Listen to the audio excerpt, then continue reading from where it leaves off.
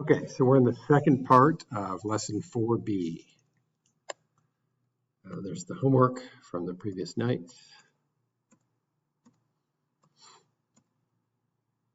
Okay, students in the college stats class wanted to find out how common it is for young adults to be able to roll their tongues or raise one eyebrow. Seems pretty easy. So they had 200 people recorded where they could do each of those two things. So let's just kind of look at this. So it looks like 62 out of 200 could raise one eyebrow, and 149 out of 200 could roll their tongue. So very common to be able to roll their tongue. Evidently, raising one eyebrow was kind of tougher. Suppose we choose a student in the classroom at random. Define event A as a student who can roll their tongue. Event B is one who can raise one eyebrow. Describe this probability in words. So what does that mean in this case? So we're going to say probability that you raise one eyebrow is 62 out of 200, or 0.31. There's a 31% chance that a randomly selected student from this class can raise one eyebrow. So you don't have to say many samples, right? Because this is just, this is just the data, right? You don't have to say approximately because this is the data. Like, you can just say there's 31% chance. So what is probability? Probability is the number of students, their success on top is what I think of, which in this case is raising one eyebrow. There's 62 students who can raise one eyebrow, divided by the total number, total on the bottom. Success divided by total, so total is 200, and you got your fraction there. So what's the probability you can roll tongue and raise one eyebrow? So that's only 42 people out of 200. So again, you want yes and yes there, so 42 out of 200 or 21%.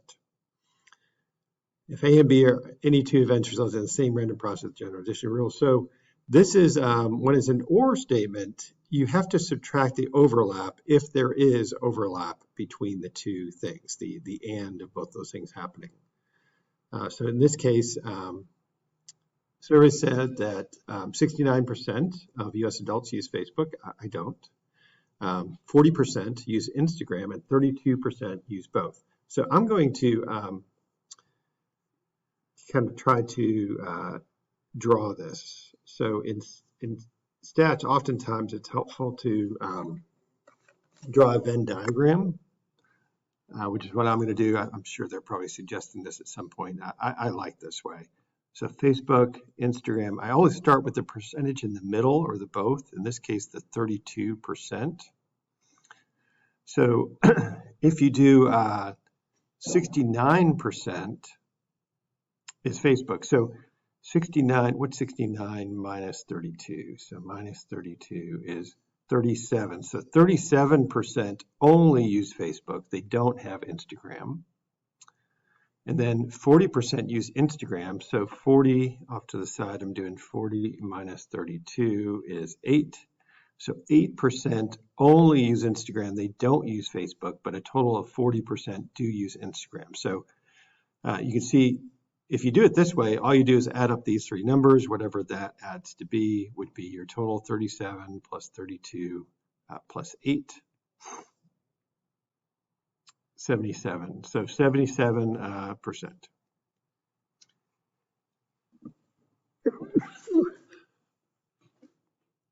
The other way of doing this is to use the formula, right? The formula is probability of A or B, event A or event B, equals probability of event A plus the probability. So you add up the two probabilities, and then you subtract the overlap or the chance that A and B, that says and B, both happen. That's an and right there. Okay.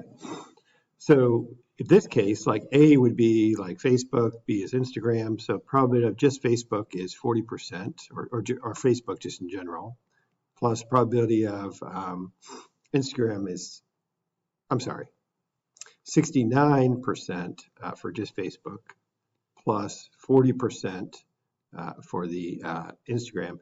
Then do they ever both happen? So minus 32%. So if you add up those two, 109 minus 32 is 77. That's the same answer we got the other way. So you could use a formula, or you could draw it and do the Venn diagram. I prefer the draw diagram, but sometimes it's just easier to use the formula actually. So it really just depends. They plugged in this formula. They put the letters there, so F or I instead of A or B there, standing for Facebook and Instagram. And then they took the percentages, they added them up. Because there's overlap, we essentially, if you want to think about it this way, maybe, when you did that first, the 69%, you're doing 37% plus 32%. When you do the 40%, you're doing 8% plus the 32%. You're double counting the 32%, so we have to subtract the overlap. The overlap is 32%, so that minus A or B, or A and B there, that is the overlap of the two. And so you can't double count something, which is what you did if you didn't subtract it. Okay, Venn diagram. Okay, you know what that is. You've maybe seen that in middle school before, and so that's the way you draw it, like I just demonstrated. So this is new notation. I don't know if you've heard that. So the A of C means the complement or not happening. So that's the probability of A not happening. So the area outside the circle or circles on a Venn diagram is the probability of that not happening, that event not happening. That second symbol there, the intersection there, that looks like an upside down U or maybe an N, that means and. So that means the overlap of the two. So wherever A and B overlap is the intersection of the two. And the union means everything in A and everything in B, like or, it means or actually. So everything in A or everything in B. So really everything counts there. You don't double count, but everything counts. They just defined some of those terms there. That would have been easy for me to use the PowerPoint there. I don't know why that slide didn't come first. Okay.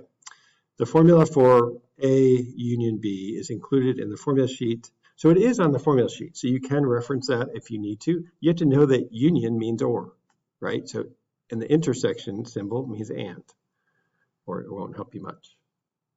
Okay, let's just try, we're done with the lesson. Let's just try a problem or two. So a recent survey by YouGov asked a sample of US adults, if we encounter aliens, how likely do you think it is they would be far more technologically advanced than humans? The answers and family income of the respondents are summarized in the two-way table. So that's interesting. They put the income and the that. So, so very likely, wow, a lot of folks, like if there's aliens, pretty likely that they're going to be more advanced than we are technologically. Okay, suppose we choose an adult from the sample at random.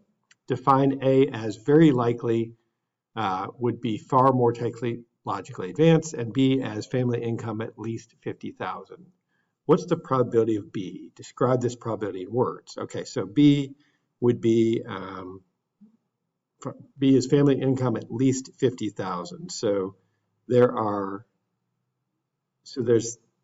416 that are less than 50,000. We don't want those folks. So at least 50,000 means 50 to 100K, the 270 people that do that, plus the over 100K, which is 165. So if you add up 270 plus 165, those totals of the second two columns there, if you add those up, you get 435, right? So 435 is our numerator, that's success, divided by our total, which is 851, divided by 851. So that should be, you type that in your calculator, and you get 51.1%. There's a 51.1% chance a U.S. adult randomly selected from the sample is from a family with an income of at least 50,000. Part B, find probability of very likely and family income at least 50,000. So very likely is that whole row, the top row there, and then at least 50,000 are both those numbers. So 114 plus 184, 114 plus 184. So 298. So 298 divided by the grand total of 851. Let's see if that looks right.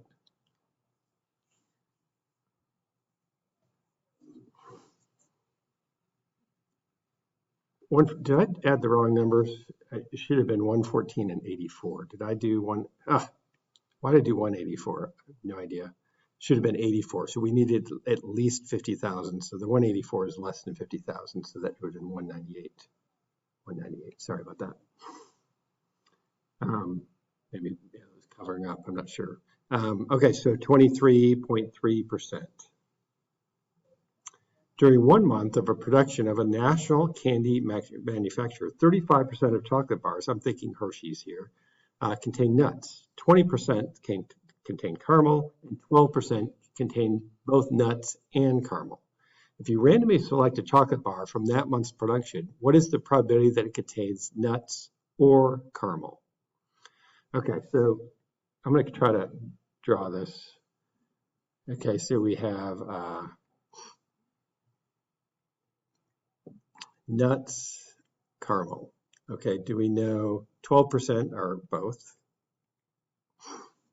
35% contain nuts. So 35 minus 12. I'm going to do that off to the side. 23%. And then 20% came as caramel, so that's 8% left over for this. So you add up those three numbers, you get 43%. 43% should be our answer. You also could have done it this way, right? You could have said, use the formula. So that would be 35 plus 20 minus 12. You have to subtract the overlap. So that's 55 minus 12. 55 minus 12 is 43. 43%. We get the same answer. So you could have used, so they use the formula, which is totally fine. Either way you want to do it, really, it's up to you. But you have to subtract that overlap. You can't count that 12% twice, because 12% is part of the nut bars and part of the caramel bars as well. That's the end of your lesson.